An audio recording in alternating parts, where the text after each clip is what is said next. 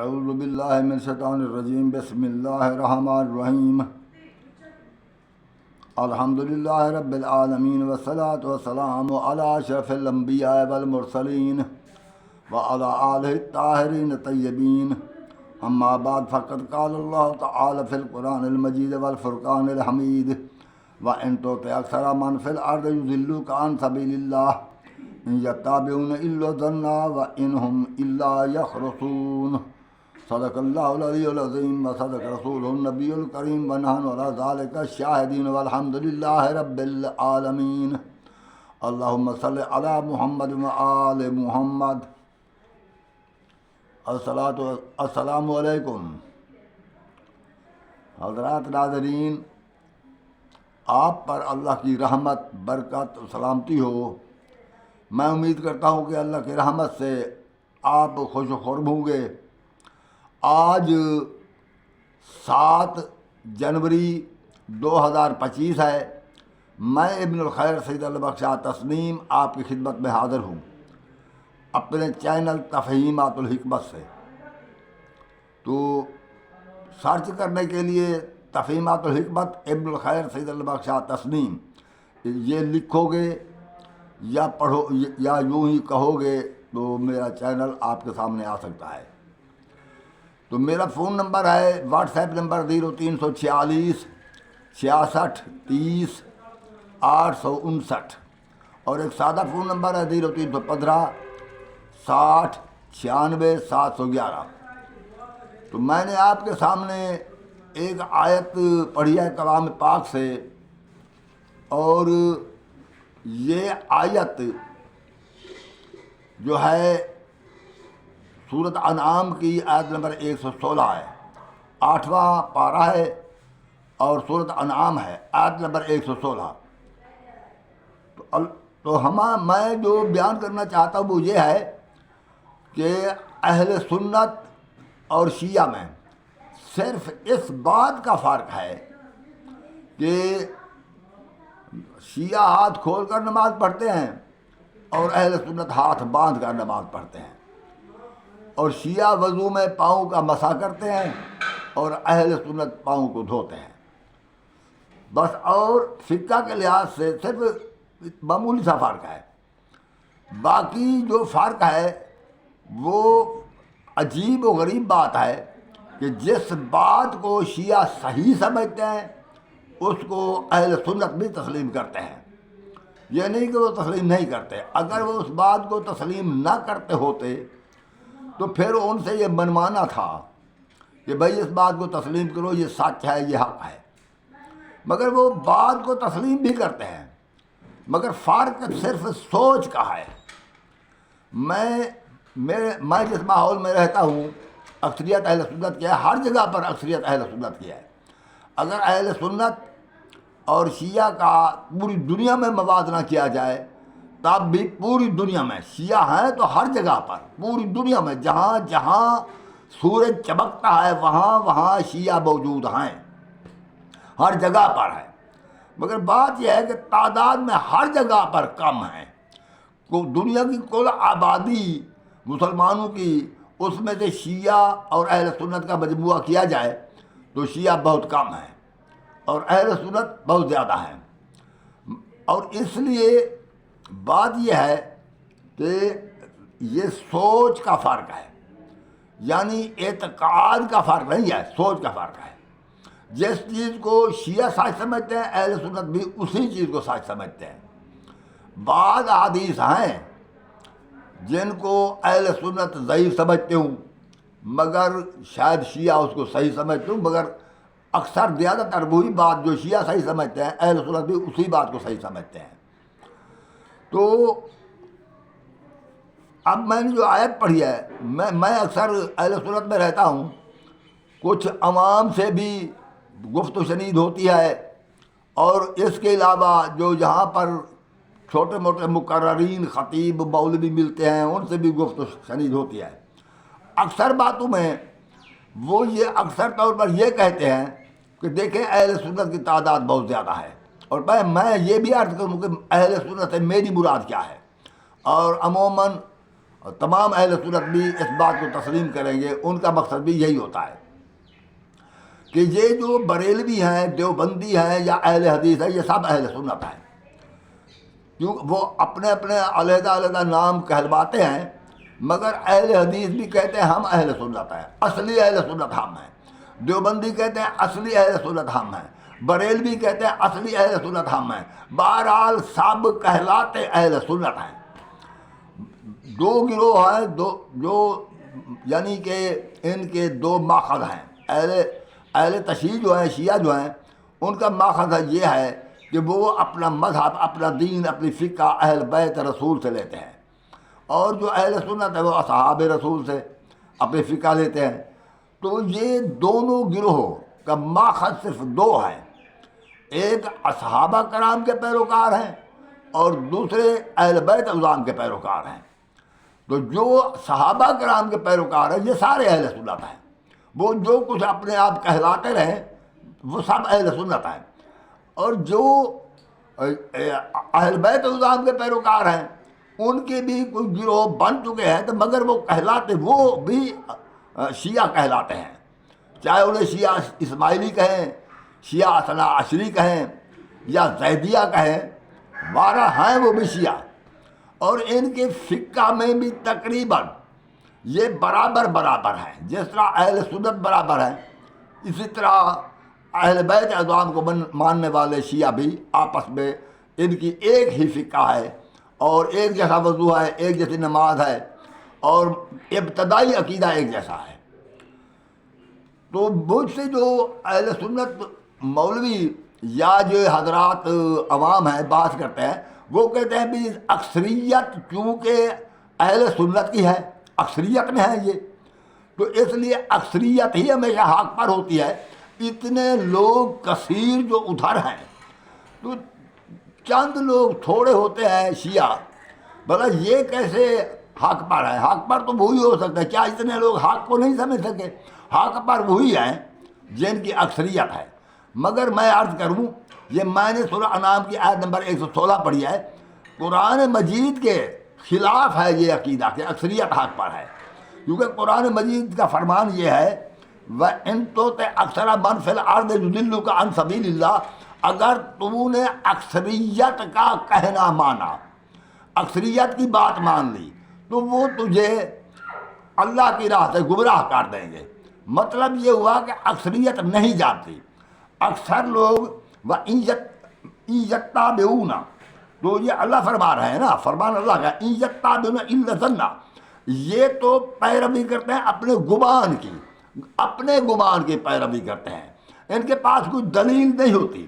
وَإِنْهُمْ إِلَّا يَخْرُصُونَ، یہ ایسے اٹکل بچوں باتیں کرتے رہتے ہیں، کوئی ان کی بات سائنٹیفک نہیں ہوتی، ان کے پاس ان کی بات کی کوئی دلیل نہیں ہوتی، اپنے گمان پر چلتے ہیں۔ دلیل تو ہے قرآن مجید، تو یہ قرآن مجید پر نہیں چلتے، اکثریت جو ہے یہ قرآن مجید پر نہیں چلتے۔ یہ نہیں کہ قرآن کو مانتے نہیں، قرآن کو مانتے ہیں، یہ بھی نہیں کہ وہ قرآن کی نہیں مانتے، قرآن کی بھی مانتے ہیں۔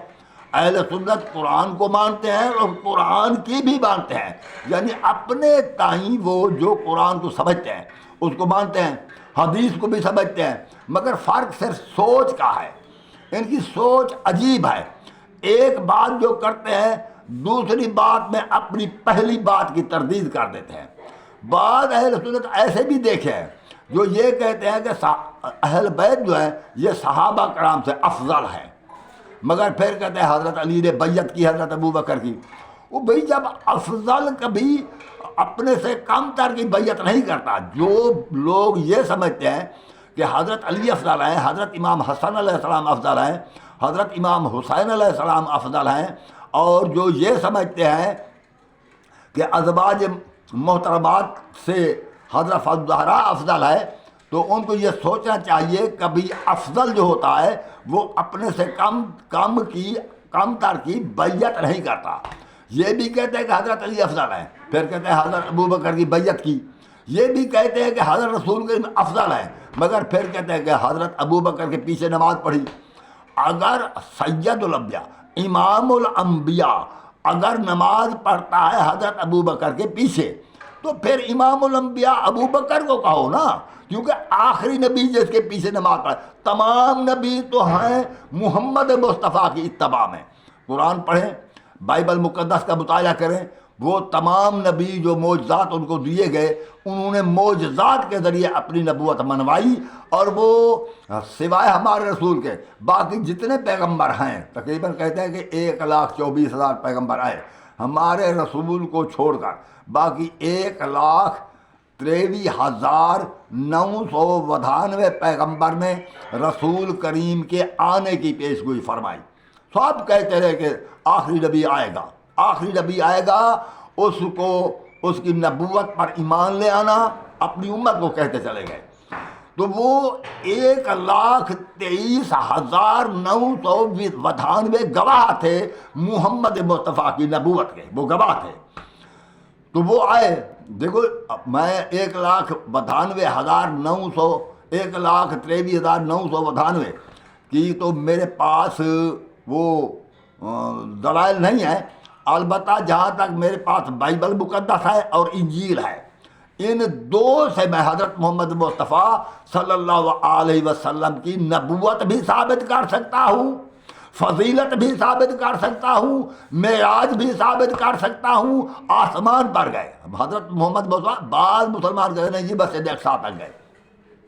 اور بھائی مسجد اقصیٰ اوپر والی مسجد، کنارے، اقصیٰ کے معنی ہوتا ہے کنارہ، یعنی کائنات کے دو کنارے، ایک نیچے والا یہ کنارہ ہے، یہ سفلی مطلب نچلا کنارہ ہے کائنات کا، زمین جو ہے، اور اس کے اوپر قرحۂ فلکی کے سب سے اوپر، جہاں اوپر پھر کچھ نہیں ہے، وہ اوپر والی جو مسجد ہے اس کو مسجد اقصیٰ کہا گیا ہے۔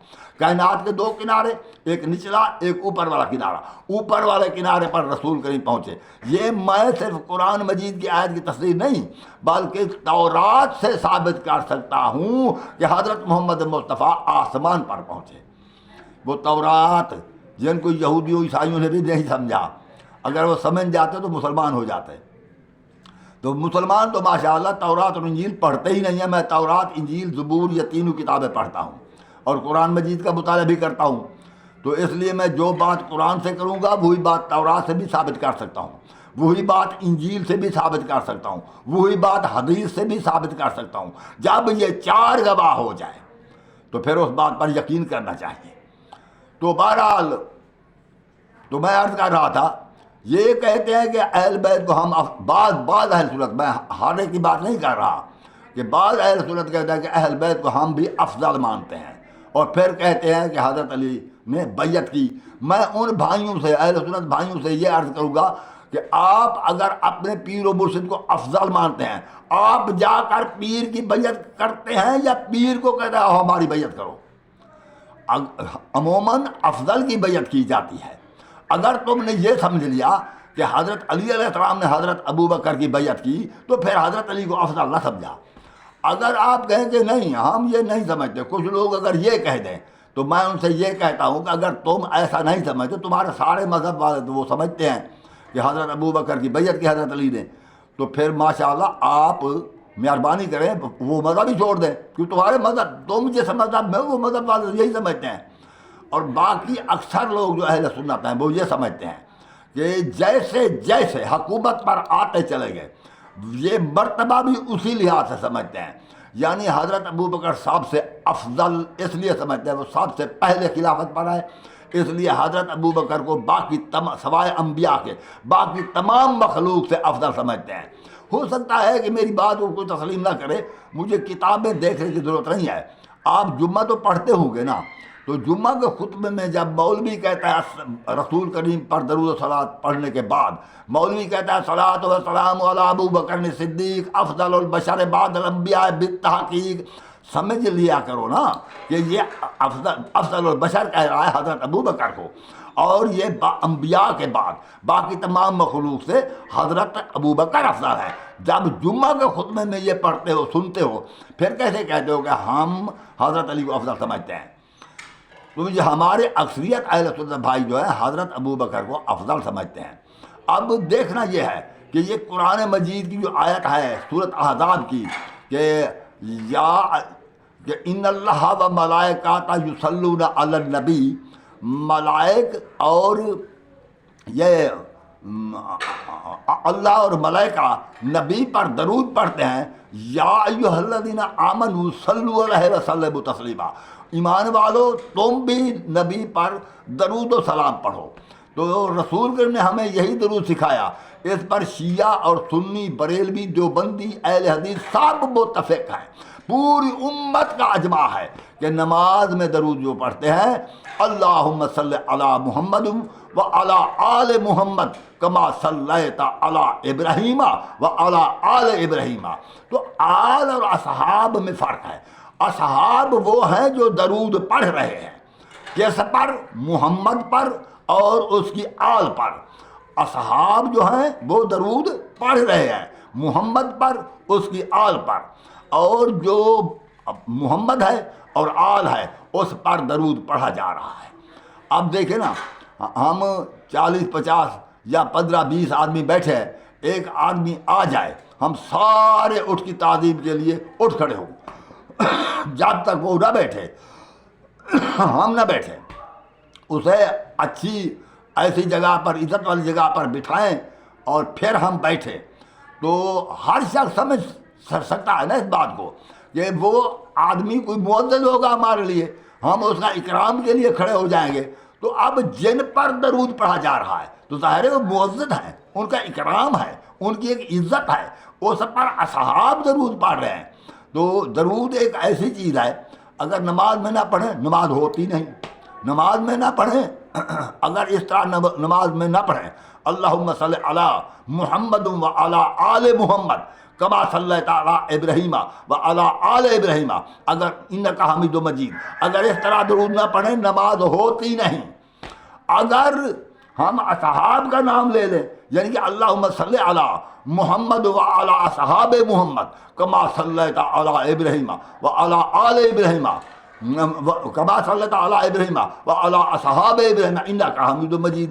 تو تمام مسلمانوں کے فرقے جتنے ہیں، تمام کے علماء کہیں گے یہ درود غلط ہے، تمہاری نماز نہیں ہوئی، نماز ٹوٹ گئی، دوبارہ باطل ہو گئی، دوبارہ پڑھو. تو اگر اصحاب پر درود پڑھتے نماز باطل ہوتی ہے، اگر اصحاب پر آل پر درود بھی سے پڑھتے نماز قبول نہیں، تب بھی باطل ہے. اب آل کی یہ شان ہے کہ اگر ان پر درود نہ پڑھیں، میں اپنے اہل سنت ان بھائیوں سے یہ باتیں کرتا ہوں جو زیادہ علم نہیں رکھتے، بس سرسری علم رکھتے ہیں، مسلمان ہیں، نماز پڑھتے ہیں، بس مسلمان ہیں، اللہ اور رسول کو مانتے ہیں، قیامت پر ایمان رکھتے ہیں، کعبے کو مانتے ہیں، قرآن کو مانتے ہیں، تو نماز بھی پڑھتے ہیں، تو یہ سرسری زیادہ علم نہیں رکھتے. تو میں ان بھائیوں سے انہی کی سمجھ کے مطابق باتیں کرتا ہوں. تو میری بات کو سمجھو کہ آل محمد وہ ہیں جن پر اصحاب درود پڑھتے تھے، اور جن یہ درود محمد و آل محمد کی عزت ہے، اکرام ہے، اس لیے اللہ نے فرض کر دیا ہے کہ نماز میں درود پڑھو. اگر نہ پڑھو گے نماز باطل. اگر جنازے میں درود نہ پڑھو گے تو جنازہ باطل، میں جنازہ قبول اللہ نہیں کرتا. اگر دعا میں درود اول آخر نہ پڑھیں تو اللہ دعا قبول نہیں کرتا. حالانکہ اسی کے بندے ہیں، اللہ نے ہی ہمیں پیدا کیا، اللہ ہی ہمیں رزق دے رہا ہے، اور ہماری موت و زندگی اللہ کے ہاتھ میں ہے، سب نفع نقصان اللہ کے ہاتھ میں ہے. مگر وہی اللہ جو ہمارا خالق ہے، مالک ہے، رازق ہے، ہادی ہے، محافظ ہے، ہم پر رحم کرنے والا ہے، کریم ہے، وہی اللہ فرماتا ہے اگر میرے محمد اور اس کی آل پر تم نے درود نہ پڑھا میں تمہاری دعا قبول نہیں کروں گا. یہ ہے محمد اور آل محمد کی عزت. تو پھر جو درود پڑھ رہے ہیں وہ افضل کیسے ہو جاتے ہیں ان سے جن پر وہ درود پڑھ رہے ہیں. ہمارے اہل سنت بھائی، میرے پاس بھائی کتابیں نہیں ہیں کہ میں آپ کو کتابیں دکھاؤں. ہمارے بہت سے علماء کرام ہیں جو کتابیں لیے بیٹھے، یہ بخاری ہے، یہ مسلم ہے، یہ ترمذی ہے، یہ فلاں ہے. میرے پاس وہ نہیں. میں جو علماء سے سنتا ہوں، انٹرنیٹ پر بھی سن رہے ہیں اور ویسے بھی تقریریں سنتے ہیں، تو ہمارے علماء کرام یہ بھی کہتے ہیں کہ ایک بار حضرت عمر کسی کام میں مصروف تھے یعنی حضرت عبداللہ بن عمر کو باہر ٹھہرایا کہ تو باہر کھڑا ہو جا، میں کچھ حکومت کا آمد خرچ کا حساب کرتا ہوں، اندر کسی کو نہ آنے دینا، کیونکہ ملاقات کا ٹائم نہیں ہے، میں کام کر رہا ہوں۔ تو حضرت عبداللہ بن عمر باہر کھڑے ہو گئے۔ تھوڑی دیر کے بعد حضرت امام حسن علیہ الصلوۃ والسلام آئے۔ عبداللہ بن عمر نے کہا کہ دیکھو حسن، یہ تو خلیفہ صاحب مصروف ہے، تم اس سے ملاقات نہیں کر سکتے۔ حضرت امام حسن علیہ السلام واپس جانے لگے تو حضرت عمر اٹھے، دوڑے، امام حسن علیہ السلام کو بلایا، وہ تشریف لے آئے۔ تو حضرت عمر نے فرمایا کہ تم کیوں جا رہے تھے؟ تو حضرت امام حسن علیہ السلام نے فرمایا کیونکہ مجھے تیرے بیٹے عبداللہ بن عمر نے روکا تھا کہ خلیفہ کا مصروف ہے۔ تو حضرت عمر نے کہا اے حسن، میں نے اوروں کو روکا تھا، تیرے لیے کوئی رکاوٹ نہیں ہے۔ اب جس کو دوڑ کر پکڑ رہے ہیں حضرت عمر، اس کی حضرت عمر کتنی شان سمجھتے ہوں گے؟ بھئی آپ سوچیں، کیا آپ کو افضل سمجھتے تھے یا امام حسن کو؟ آپ خود سوچیں، یہ آپ سوچیں۔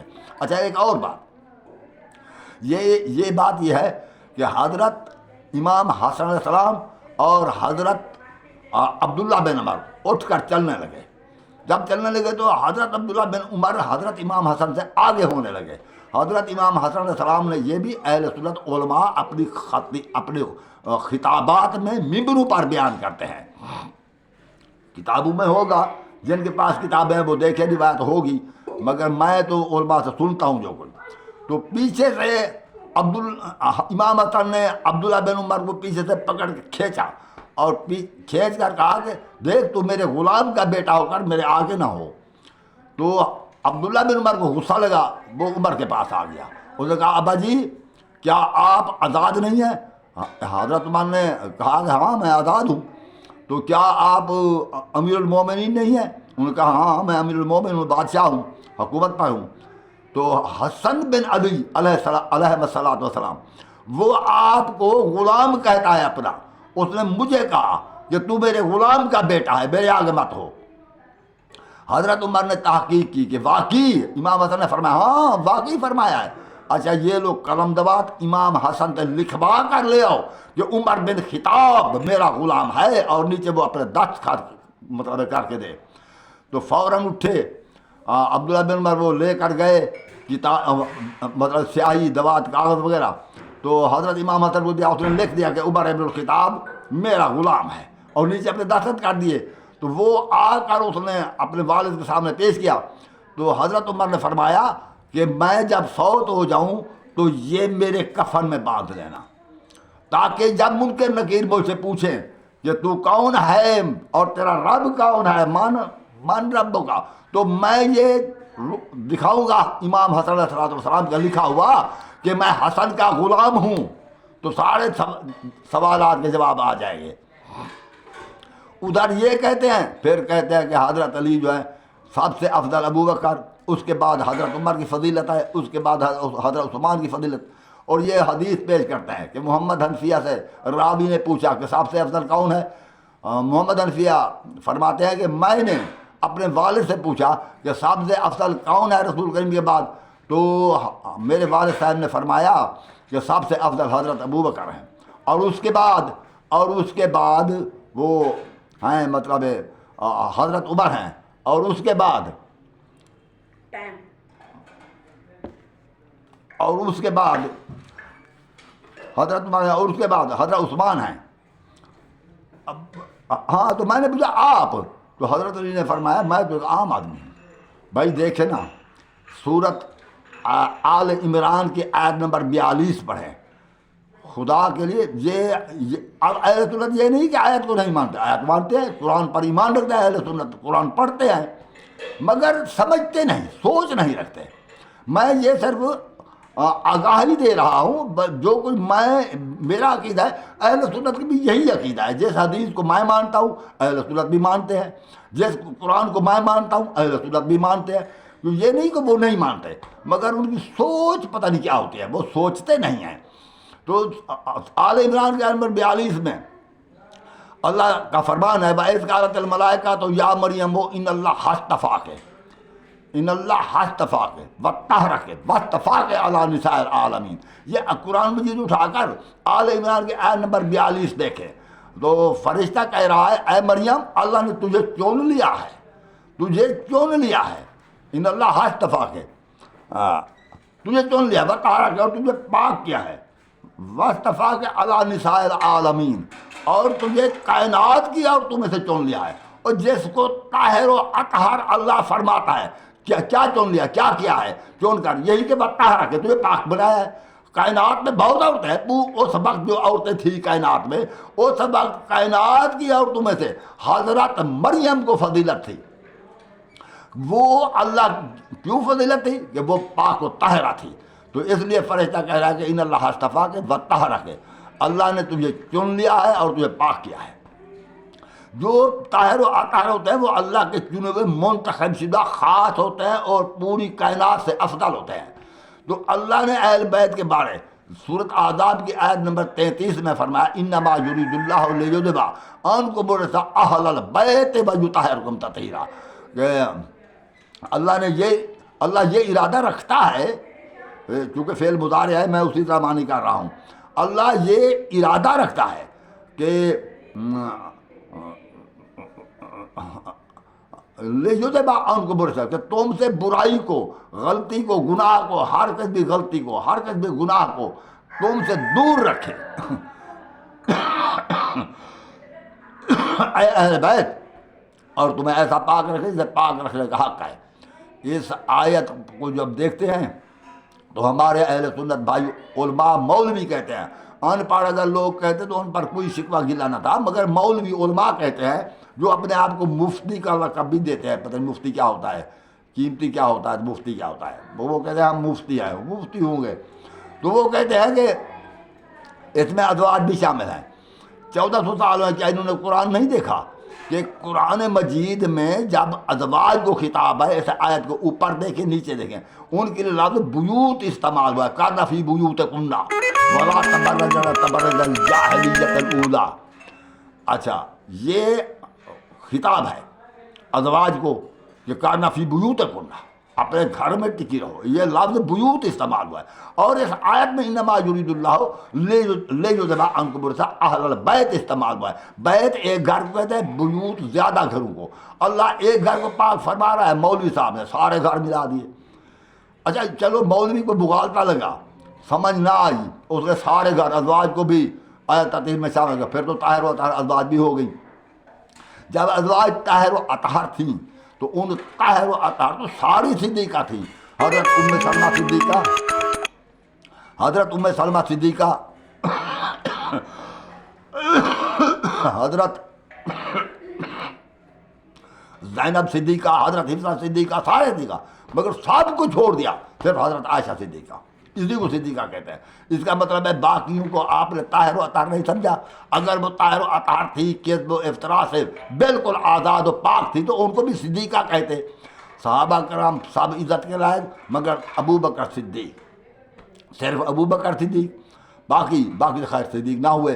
تو حضرت عمر پھر یہ کہتے ہیں، بھئی دیکھیں نا تمام، اور حضرت علی کو بھی صدیق نہیں کہتے، حالانکہ وہ آیت تطہیر ان پر نازل ہوئی، تو مطلب ہے حضرت علی صدیق مطلب ہے کہتے، اور اسی طرح حضرت امام حسن صدیق، حضرت امام حسین صدیق یوں کہتے۔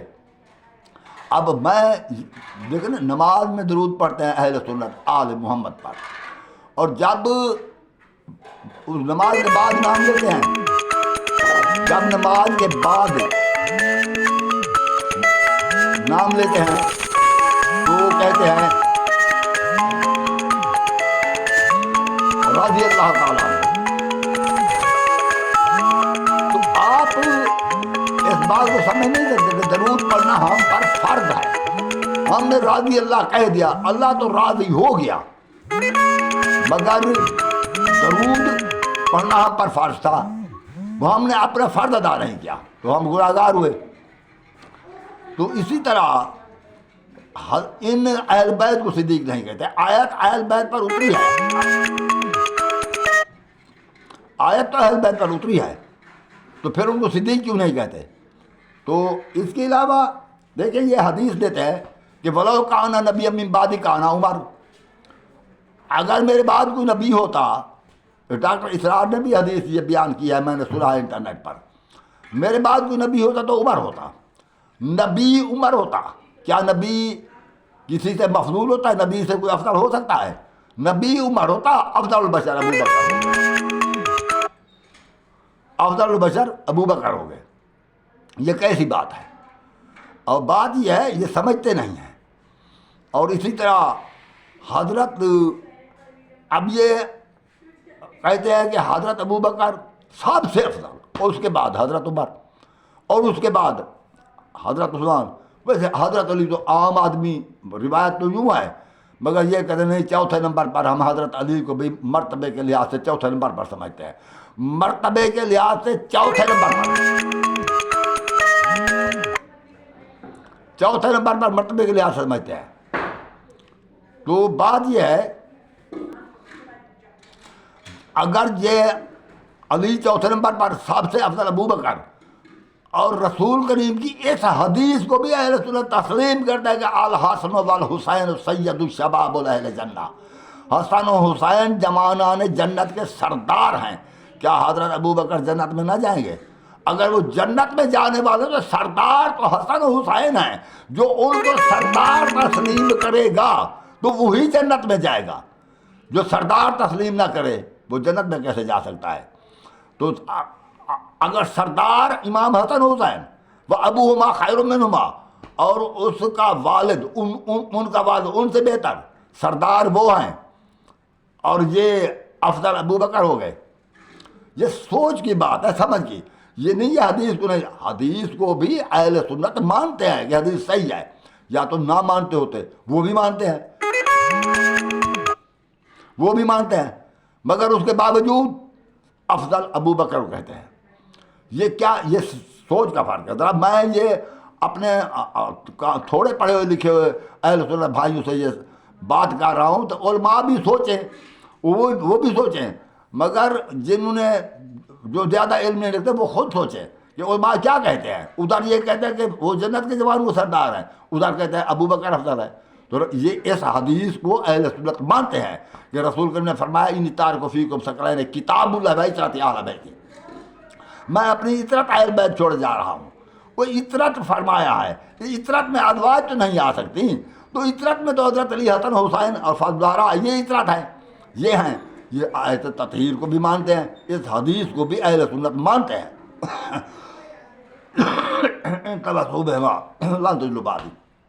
اگر ان سے تم نے تمسک میں بات گمراہ نہ ہو گئے۔ کچھ کہتے ہیں کہ میری اہل بیت خیال رکھنا، کچھ اس طرح حدیث کو لے جاتے ہیں۔ ان سے میری گزارش یہ ہے، ان کے لیے ایک دوسری حدیث ہے کہ مثل اہل بیت کا مثل سفینۃ نوح من رکبھا فنجا ومن تخلف عنہا فضل فغرق ہوا، یعنی میری اہل بیت کی مثال کشتی نوح کی مثال ہے، جو اس پر سوار ہو گیا تھا کشتی نوح پر وہ بچ گیا تھا اور نجات پا گیا تھا، اور جو نہیں ہوا سوار وہ غرق ہو گیا، گمراہ ہو گیا، اس نے اپنے خواہشات کی پیروی کی۔ تو جب اہل بیت کا سفینہ نوح ہے تو ظاہر ہے کہ وہ بات بھی وہی ہے کہ اہل بیت کے ساتھ رہنا، وہ حدیث، یہ حدیث اور وہ ایک دوسرے کی تصدیق کرتی ہیں، اس کو بھی مانتے ہیں اہل سنت، باوجود یا تو حدیث کو کمزور ضعیف سمجھے، نہیں حدیث نہیں سکتا، ایمان بھی رکھتے ہیں، پڑھتے بھی ہیں، پھر کہتے ہیں افضل البشر بعد الانبیاء ابو بکر، پھر پیروی ان کی کرتے ہیں صحابہ کی۔ بھئی یہ سفینہ نوح ہے، یہ اہل بیت ہیں، ان کی طرف ہے، ان کو قرآن نے پاک و طاہر فرمایا، رسول نے فرمایا میں اپنے بعد یہ تمہارے درمیان اہل بیت چھوڑ جا رہا ہوں، اور اسی طرح پھر فرمایا میری اہل بیت کشتی نوح کی مانند ہے، جو اس کے ساتھ رہا، ان کے ساتھ رہا، وہ گمراہ نہ ہوگا۔ یہ ساری باتیں جو ہیں اور یہی ظاہر کرتی ہے۔ اور فضیلت کا معیار کیا ہوتا ہے؟ یہ کہتے ہیں کہ چونکہ تقویٰ اور رائے خدا خارج کرنا فضیلت کا معیار ہے، تو حضرت ابو بکر بہت متقی تھے، کیا حضرت علی متقی نہ تھے؟ یہ اس سے زیادہ متقی تھے۔ اگر جن کو قرآن پاک فرما رہا ہے کیا وہ متقی نہ تھے؟ حضرت علی کے متقی ہونے پر تو آیت تطہیر دلیل ہے نا، انما یرید اللہ لیذھب عنکم الرجس اہل البیت ویطہرکم تطہیرا، یہ آیت جو ہے یہ حضرت علی کے متقی ہونے پر دلیل ہے۔ کیونکہ اللہ فرما رہا ہے ہار کے اندر رزق سے جو دور ہے، ہار کے اندر رزق علی سے دور ہے، تو متقی تو یہ ہے۔ تو قرآن کی روح سے یہ متقی ہے، یہ سب سے زیادہ متقی ہے، اسے اللہ نے چن لیا ہے، یہ اللہ کا منتخب خدا ہے۔ جب یہ سب سے زیادہ متقی ہے تو یہ کہنا کہ ابو بکر زیادہ متقی، تو اس کا مطلب کیا؟ یہ آیت جب وہ کہتے ہیں نا ابو بکر بہت زیادہ متقی ہے، اس وقت ہمارے اہل سنت بھائیوں کا خیال اس حدیث آیت کی طرف نہیں ہوتا۔ اگر آیت کو نگاہ میں رکھیں تو وہ نہ کہیں گے کہ ابو بکر سب سے زیادہ متقی۔ ویسے ہمارے نزدیک جو فضیلت کا معیار ہے نا، آدم کو سجدہ کرایا اللہ نے، کیونکہ علم آدم الاسماء، وہ اس کو علم تھا، اسماء کا علم دیا گیا تھا، اس لیے فرشتے اس کو سجدہ کر، زیادہ عبادت ہوا تو فرشتے تھے۔ آدم تو پیدا ہوا، اللہ نے فرمایا فائدہ سویت، یہ صورت سعاد کی آیت نمبر 71-72 پڑھ رہا ہوں۔ فائدہ سویت، جب میں اسے درست کروں، ونفخت فیہ من روحی، اور اپنی روح پھونک دوں، فقعوا لہ ساجدین، سجدے جھکنے آئے۔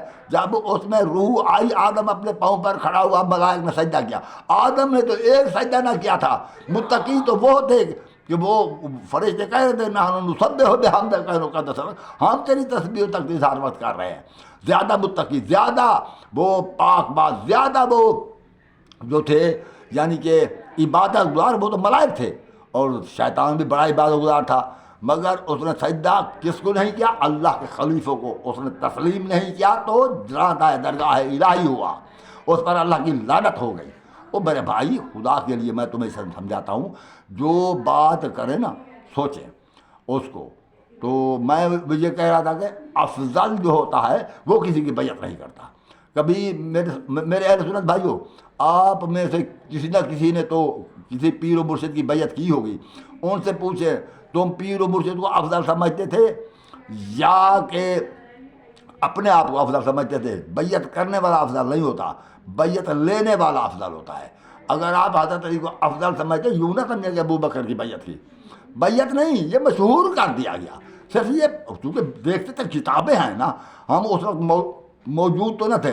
میں کیوں کہتا ہوں بیعت علی نے نہیں کی، نہ حضرت علی نے بیعت کی، نہ امام حسن نے بیعت کی، نہ امام حسین نے، کسی کی یہ بیعت نہیں کرتے۔ کیوں؟ اس لیے کہ اگر یہ بیعت کریں، اب رسول کو حکم ہے قل ان کنتم تحبون اللہ فاتبعونی، اے رسول ان صحابہ سے فرما دو کہ اگر تم اللہ سے محبت رکھتے ہو، آؤ میرے پیچھے چلو، میری پیروی کرو، میری اتباع کرو، میرے پیچھے چلو۔ یہ علماء کرام جانتے ہیں، اور علماء کرام اہل سنت بھلا کون اس قرآن مجید کی آیت کو نہیں مانتے؟ سارے مانتے ہیں، یہ بھی مانتے ہیں کہ رسول کی اتباع میں نجات ہے۔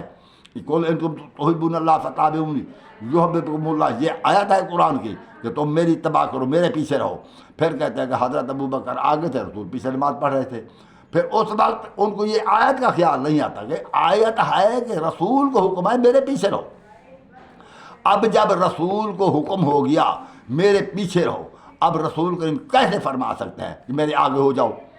تو بھائی سب سے افضل اہل بیت ہے، ہادی اہل بیت ہے، درود محمد اور آل محمد پر ہے، آل محمد یہی اہل بیت ہے، اصحاب درود پڑھنے والے ہیں، محمد و آل محمد پر درود پڑھا جا رہا ہے۔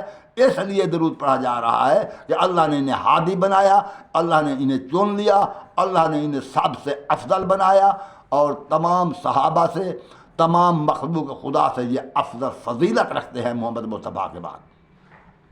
تو اور اچھا چلو میری بات کو یوں تسلیم نہ کریں گے میرے بھائی، اگر میں غلطی پر ہوں تو مجھے بھی ایسے کوئی سینڈ کر دو نا، کوئی میسیج وغیرہ، میری اصلاح ہو جائے۔ تو ورنہ تو میں جو اپنی سوچ رکھتا ہوں، میں اب آپ کو اپنی سوچ سے آگاہ کر رہا ہوں، اور میری سوچ پر غور کریں، میں ایسے بے وقوفانہ بات نہیں کر رہا۔ جس بات کو اہل سنت مانتے ہیں میں وہی بات کر رہا ہوں۔ کتاب ثابت کرنے کی کیا ضرورت ہے جب اہل سنت خود مانتے ہیں، خود یہ حدیثیں روایتیں پڑھتے ہیں۔ حضرت امام مہدی علیہ السلام جب ظہور فرمائیں گے نا، اب 60-70 سال رہ گیا اس کے ظہور فرمانے میں، اس کا ذکر انجیل میں امام مہدی علیہ السلام کا ہے، اور تورات میں بھی ذکر ہے۔ تو جب وہ تشریف لائیں گے تو ظہور قرآن مجید میں ہی ذکر ہے۔ افسوس تو یہ جب ہم قرآن کی آیت پڑھتے ہیں، مولوی صاحب کہتا ہے تم نے معنی کو سمجھا نہیں، اس کے معنی ہے، ہم نے اس کو نہیں سمجھا۔ مگر انجیل کا ترجمہ اور تورات کا ترجمہ تو عیسائیوں نے کیا ہے، کیا انہوں نے بھی نہیں سمجھا؟ انہوں نے جو ترجمہ کیا اس ترجمے کو پڑھ کر بکاشف عارف یوحنا دیکھو، نہیں تو میں نے اس پر کتاب لکھی ہے انکشافات بالآیات المتشابہات۔ علماء اہل سنت آپ آیات متشابہات نہیں جانتے، مجھ سے کتاب منگوا لیں، 200 روپے قیمت ہے کل۔ تو جب حضرت محمد مہدی علیہ السلام تشریف لائیں گے، ساتھ حضرت عیسیٰ علیہ السلام بھی تشریف لائیں گے، معجزہ نما نبی ہے۔ حضرت خضر بھی نے ابھی تک وفات نہیں پائی، وہ بھی ساتھ ہوں گے۔ یہ نبی جو ہوں گے ساتھ، تو یہ نبی مقتدی ہوں گے، امام حضرت مہدی علیہ السلام ہوں گے، نماز بھی وہی پڑھائیں گے، حکومت بھی ان کی ہوگی، یہ نبی ماتحت ہوں گے۔ آپ نے سمجھ لیا کہ آل محمد جو ہے انبیاء سے افضل ہیں، باقی انبیاء سے، محمد مصطفیٰ سے افضل نہیں۔ کبھی افضل کسی کے ماتحت نہیں ہوتا۔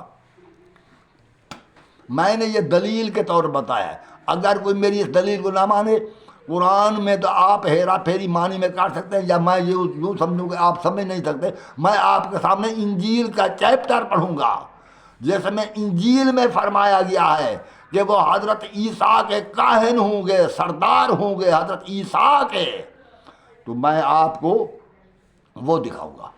تو اب اگر آپ نے اعتراض کیا تو، ورنہ یہ حضرت عیسیٰ ماتحت ہوں گے مہدی علیہ السلام کے۔ تو افضل کبھی مفضول کے ماتحت نہیں ہوتا، افضل کبھی مفضول کی بیعت نہیں کرتا، افضل کبھی اتباع نہیں کرتا مفضول کی۔ اور یہ بھی سوچیں کہ حضرت رسول کریم نے کیسے آگے کاٹ سکتے تھے، جب اللہ کا فرمان تھا کہ انہیں کہو پیچھے رہو، اب وہ ابو بکر کو آگے کیسے کاٹ سکتے تھے؟ اگر ایسا کرتے تو اللہ کے نافرمان ہو جاتے۔ تو حضرت رسول کریم اللہ کی نافرمانی نہیں کر سکتے۔ تو میں اس وقت آپ سے اجازت چاہتا ہوں، ذرا سوچنے کی کوشش کریں۔ اہل بیت سب سے افضل ہیں، اہل بیت ہادی ہیں، اہل بیت رہنما ہیں، اہل بیت امام ہیں، اہل بیت یہ ہم پر گواہ ہیں، روز حشر جو گواہ ہوں گے یہ اہل بیت ہوں گے۔ سورۃ زمر کی آیت نمبر 69 دیکھیں نا، سورۃ زمر کی آیت نمبر 69، اس میں اللہ نے فرمایا وَأَشْرَقَتِ الْأَرْضُ بِنُورِ رَبِّهَا وَوُضِعَ الْكِتَابُ وَجِیءَ النَّبِیِّینَ وَالشُّهَدَاءُ وَقُضِیَ بَیْنَهُم بِالْحَقِّ وَهُمْ لَا یُظْلَمُونَ۔ اس وقت زمین تیرے رب کے نور سے روشن ہو جائے گی، کتاب رکھی جائے گی، اور نبی آئیں گے، والشہداء اور گواہ بھی آئیں گے۔ نبی تو آئیں گے، گواہ کون ہوں گے؟ مولوی تم میرے بال پر گواہ بن کر نہیں آؤ گے، یہی اہل بیت ہوں گے۔ ہاں یہ مغالطہ نہ ہو، اہل بیت یہ ہمارے اعمال سے واقف نہیں ہیں، وہ گواہی دیں گے اپنی تبلیغ کی، جن کے ذمہ اللہ نے جن کو ہادی بنا کر بھیجا ہے وہ گواہی دیں گے کہ ہم نے یہ ہدایت کی تھی اور انہوں نے ہماری ہدایت کو چھوڑ دیا۔ والسلام علیکم ورحمۃ اللہ وبرکاتہ۔